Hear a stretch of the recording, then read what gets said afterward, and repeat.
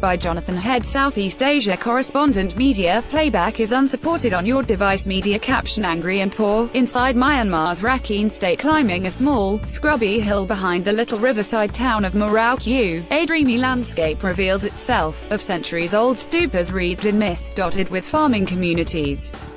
Anywhere else this spectacular monument would surely be overrun by tourists. But in Marauke just a handful of foreigners have dozens of Buddhist temples to themselves.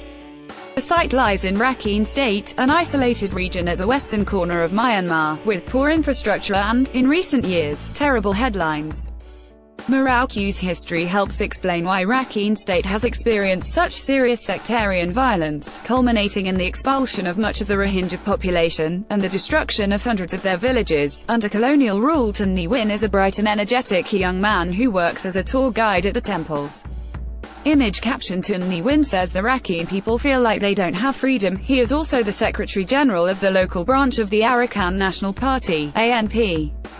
The ANP has ridden, and at times inflamed, the fierce resentment and ethnic pride felt by Rakhine Buddhists, who consider themselves the state's indigenous people. To become the strongest political organization there, it feels like we are still living under colonial rule, he told me, because we don't have any power or self-determination. We don't feel we have freedom, because everything is centralized by the government. Tan Nhi Win eagerly took me around the extraordinary stone cloisters of Shaittong Temple, lined with thousands of relief carvings. A sketch of Marauke by a 17th-century Dutch artist depicts what was then one of Asia's most important trading centers. After that, say the Rakhine, it was all downhill. In 1784, Arakan, as it was then known, was brutally conquered by the forces of Burmese King Bodorpaya. Tens of thousands of Rakhine were taken as slaves, or fled over the border to what was then British-ruled Bengal.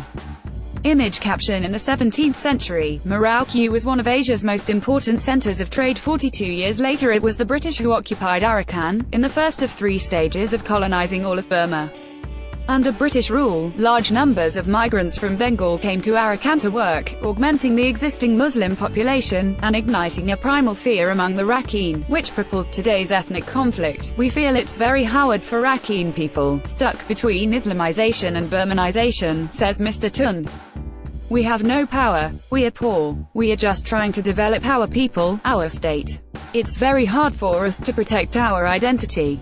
Maybe 50 or 100 years later, Rakhine, a nation in this country, will disappear. An invisible Communitum Tun's party, the ANP, has been accused by human rights groups of stirring up communal tension in 2012, when the first serious sectarian clashes broke out with Rohingya Muslims. There was violence on both sides, but the Muslim population came off much worse, confined now by the security forces to their villages, or to cramped and squalid camps. Marauke saw some of the most serious clashes, including an attack on the village of Yanthane in which, say human rights researchers, 70 Rohingyas, some of them children, were killed. For tourists visiting Marauke, the Muslim population is invisible. A sign at Sitwe Airport warns foreigners that they cannot visit their communities without a permit. We were able to drive through areas where Muslims could be seen from the road, but with two police special branch officers constantly following us, we could not risk stopping to talk to them. The government justifies this segregation of the two communities by citing the hostility the Rakhine feel towards their Muslim neighbors. But that segregation is one-sided, imposed, along with other restrictions, only on the Rohingyas, and other Muslims caught up in the violence. Image caption: Myanmar is home to scores of ethnic groups, including the Rakhine Buddhists. The Rakhine, however, do not feel that the government is on their side at all. In a discussion with a group of villagers a few kilometers outside Marauke, we heard heated criticism of the government for leaving Rakhine so poor, for exploiting the state's resources, and most recently, for the deaths of 7 men, shot by the police, as they protested against a ban on a ceremony to mark the conquest of 1784. We hate the police even more than the Bengalis, said one woman, using the term they prefer for Rohingya Muslims.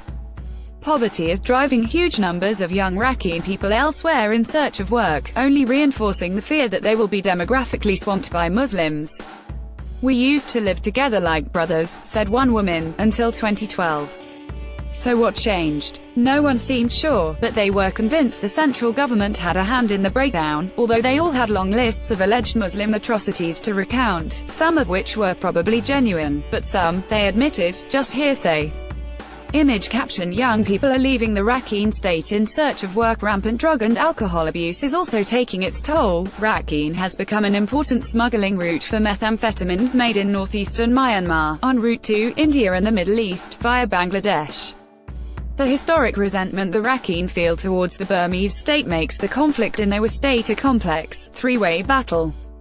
Although the rise of the Arakan Rohingya Salvation Army (ARSA), a Rohingya militant group whose attacks triggered the military operation which drove out the refugees, has attracted plenty of international interest, there is another armed group, the Arakan Army (OAA), claiming to fight for Rakhine rights.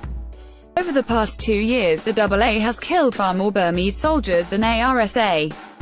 People in Merauke did not hide their sympathy for the insurgents, and I was told a number of young men had recently joined them. A question of identity. Government has now promised to follow the recommendations made last year by a commission, headed by the former UN Secretary-General Kofi Annan, in addressing the problems in Rakhine State. The commission argued that economic development was the key to easing communal friction, but stressed the requirement to persuade both Muslim and Rakhine communities that they will benefit from it. It also argued that discrimination against Muslims must end, and that they should get citizenship. The refugees in Bangladesh have made this a condition for coming back. I did not meet a single Rakhine in Merauke who accepted this. They're convinced that the Muslim population has been swollen by illegal immigration from Bangladesh, and by Muslims deliberately having large families. Nothing could shake that conviction. Image caption: ethnic minorities make up around 40% of the population of Myanmar. This is the reason they object to the term Rohingya. They believe using it is a strategy by the Muslim population of Rakhine to win official recognition as an ethnic group, allowing them to demand a separate Rohingya state along the Bangladesh border, and advancing what the Rakhine Buddhists believe is the eventual extinction of their identity. The government has done little to challenge this view, now widely shared in the rest of the country.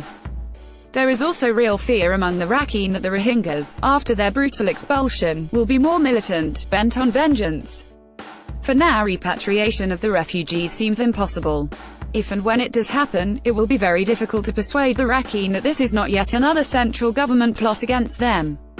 We did eventually manage to meet some Rohingya, by chance, as they gathered their harvest close to the main road. Image caption: Rohingyas are the largest Muslim community in Myanmar. By then we had shaken off our police escort. They were a relatively prosperous family, owning a few fields and some cattle. But they were constantly frightened, they said, of the security forces and their Buddhist neighbors. They had not joined the exodus to Bangladesh, in part because they were so far from the border and feared what might happen to them on the long journey. But they believed they might yet have to abandon their homes, and go